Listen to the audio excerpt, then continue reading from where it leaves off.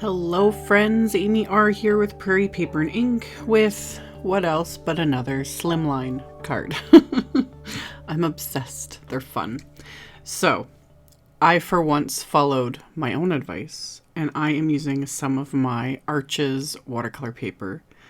I always tell people, like, don't hoard all the things, you know, use it, especially the good paper, blah, blah, blah. And I don't follow that advice. I hoard the good stuff. I can't help it. But when it comes to watercoloring, especially, you will notice such a big difference, more than anything else, with the quality of paper. And Arches is one of the best ones. There's a lot of good ones out there, but this Arches cold press is amazing. So I trimmed some down. The paper pack is 9 by 12 inches. So I just trimmed it down at 4. So right now it's 4 by 9. I wanted a little bit of leeway so I can tape things down and then trim them down later. Then I have the watercolor paper in my MISTI, and I'm using Simon Says Stamp's new So Beautiful background stamp that I love. Stay tuned for future videos. I will actually have a giveaway of this stamp because I ordered a second one because I wasn't even sure if I was getting this one. So I'm going to have a double, but that'll be later when that gets here. I'll deal with it then. So anywho, I lined it up with my watercolor paper. I removed the foam insert in my MISTI because this is a cling background stamp.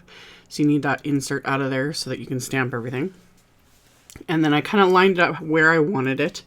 And I used my anti-static powder tool, and then I'm inking up the stamp multiple times with clear embossing ink because this watercolor paper has a fair bit of texture to it.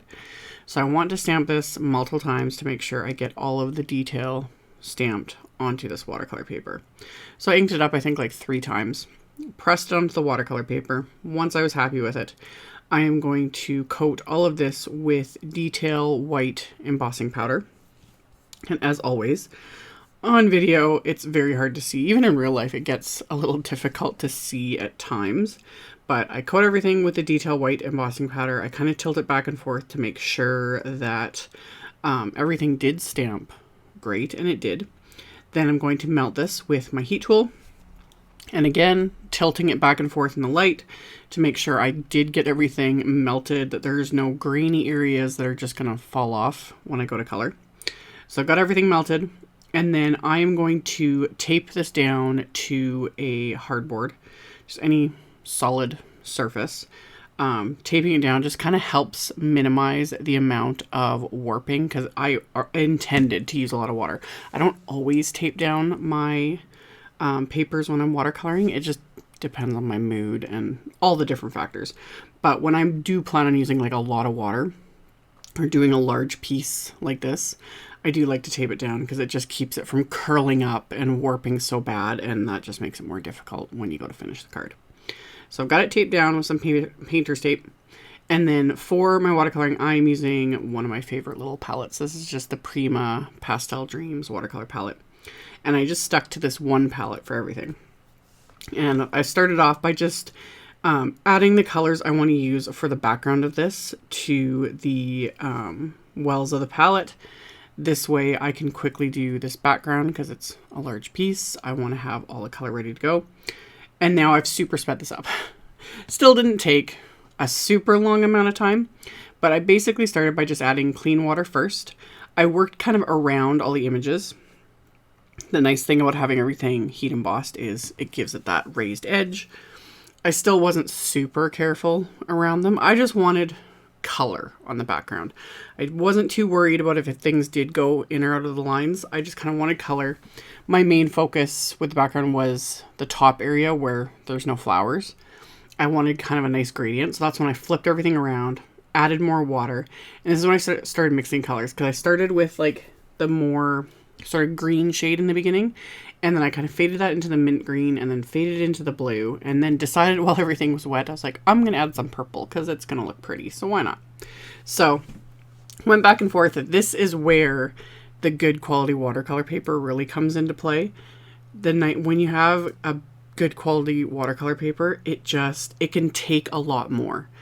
Some of the cheaper papers that we like to use to conserve the good stuff, They will pill sometimes when you're working it too much or adding too much water, that sort of thing.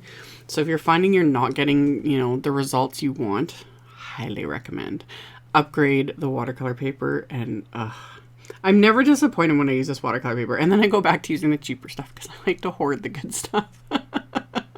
So again, do as I say, not as I do. Anyway, painted my background. I was happy with it. I dried it with my heat tool before going on to actually painting the images, because I didn't, even with the raised edges of the heat embossing, it could still end up being a hot mess. So made sure everything was dry, and then I'm just going in with those same watercolors and just a smaller brush and painting everything. My brushes are just cheap brushes. I just grabbed my little like Nouveau brush set. It's like, I think it's around $10 for a set of like 12 brushes or something like that. Because like I said, the paper makes the biggest difference. Brushes do make a difference. Like, you can definitely tell a difference between like the cheaper brushes and a good quality watercolor brush. But yeah, those brushes you can get away with a lot more, whereas paper makes the biggest difference, in my opinion. So anywho, I just went in and just painted. I didn't have a color combo or anything in mind. I was just kind of thinking somewhat rainbow, obviously. And plus I was like, this little palette was in front of me. So I was just grabbing colors at random and just painting. So, you know, I just did a deeper shade of green for the leaves, and then oranges and purples and pinks and yellows and all that for the flowers. And then I just used one of the browns from the palette to paint all the flower centers. And then here and there I was going back in and adding a second layer of color, just kind of deepening it a little bit, pulling it out with a clean brush, just again to give it that little bit of definition, and giving it that little bit of depth. So kind of went back and forth with all of that until I was happy with, you know, how the flowers stood out. And then after I got them all painted, and again, everything is dry at this point, I'm going to add splatter, and I'm going to add a lot. It's funny how now when I do cards and I don't add splatter, people are like, are you okay? So I always say when I do cards with no splatter, the splatter comes back with a vengeance. The last card I made didn't have splatter, and I think the one before that had only a little bit of splatter.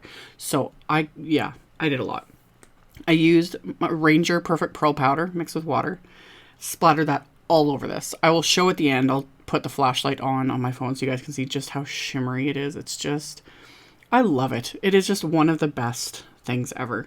So splattered the whole background with that Perfect Pearl powder mixture with water. Let that dry. And then I added a bit of white splatter, which in the video and even in the pictures, you don't see as much of a difference between the two kinds of splatter. But like right now, looking at it under the lights, because I'm doing my voiceover at night after all the kids are in bed, you can really see the difference between the white splatter and the shimmery splatter. So I added some white splatter just using my Amsterdam liquid ink, but like white craft paint, Rangers, picket fence white paint, anything like that works too. So I added all the splatter, again, made sure everything was completely dry. Then I can peel off that painter's tape. And you can see how flat everything has stayed. The times I don't tape things down, this is usually like, you know, curled up and warped and all that kind of stuff. And then I need to trim this panel down because the Slimline cards I've been making lately are all 3.5 inches by 8.5 inches. So I'm just going to trim these edges off, and I end up trimming this down to roughly 3.25 by 8.25 is what I did, because I wanted it slightly smaller than what the card base will be. So the card base will be a little bit of a frame for this. So I trimmed that down, and then while I had my paper trimmer out, I trimmed down some Nina Desert Storm 100-pound cardstock. So I just trimmed that at 7 inches, so it'll be 7 by 8.5, and then I'll score that in a minute. For the sentiment, I pulled out, this is the Script Thanks wafer die set. This came out like a long time ago. Still love this. And I used it with some of the new holographic paper that Simon released with their Crafty Hugs release. I just opened that package today, and oh, love. I will do a video on that release soon. I have a million things on my plate right now. Plus a new release at the end of this week that Simon's already done sneak peeks of. There's more. Stay tuned. I'm going to have so many videos coming out over the next couple of weeks. It's going to be insane. Anyway, back to the video. Did the sentiment. I'd stacked it, used the holographic paper, some white cardstock, the Nina Desert Storm. The sentiment strip is from the CZ Design Reverse Love, and I trimmed it down, and I've shown this in other videos. After trimming it down, because it's a white card base, those black sentiment strips, I just used my Memento Tuxedo black marker to edge it to cover up that white cardstock and make everything look a little more seamless. And then my card base I scored at 3.5 inches, so it'll be 3.5 by 8.5. And then I folded the card base inside out, and I'm going to line this back up in my MISTI with that background stamp so that I can stamp this so beautiful background. I love the name of it because it is. I love it. I don't know what it is. It's one, big floral anything I'm a fan of, and two, the style of this I love. So I have my card base in my MISTI and the stamp, and I inked up the stamp with Simon's Cobblestone ink. I love the look of the cobblestone ink color on Desert Storm cardstock. It's all meant to be. So that's all I did for the inside. I just kind of kept it simple like that. I just really liked how that looked. And then I adhered my watercolor panel to the outside of the card with craft tacky glue. Got that really good and adhered. And then I'm going to adhere that little reverse sentiment strip. And then I can adhere that thanks die cut sentiment. So figured out where I was going to adhere everything and adhered those with the craft tacky glue as well. And then I'm going to, of course, add a few crystals, because not only do I go all out with the splatter, but you got to add the bling too. And also because I have like 5 lifetimes worth of bling in my office. So I pulled out a bunch of Studio Katia crystals. I pulled out the Peridot, which, yes, I did have to Google it yet again before the video. Someone actually made a comment saying I should write on the container, like the pronunciation of it. And that is a very good idea. And I didn't do it. Totally forgot. Had to Google it before I did this voiceover. Anyway, Peridot crystals, Blossom Sparkle crystals. These are the pink ones with like shimmer in them. Love. And some sky blue crystals. So sprinkled those on my card front, and then I adhered them into place with the craft tacky glue and my embellishment wand. And then I made a coordinating envelope with some Lawn Fawn rainbow cardstock that came out a while ago.